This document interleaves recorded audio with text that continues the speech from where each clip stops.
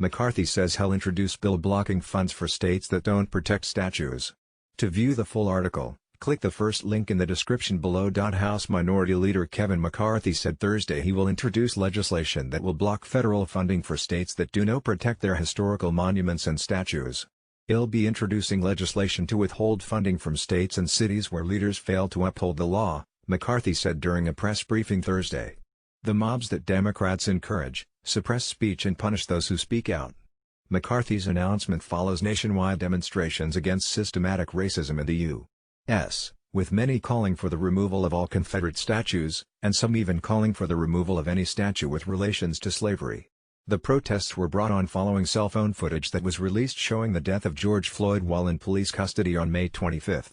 DHS deploys special federal unit to protect statues and monuments over July 4. Weekend Democrats encourage it because they think it is a distraction, that their agenda can skate by unnoticed. They see it as a supplement to the radical movement in the streets, McCarthy said. Several Confederate monuments were forcibly pulled down by protesters, but the statues of George Washington and Ulysses S. Grant, who led the Union Army during the Civil War, but reportedly owned slaves for a time, were also torn down.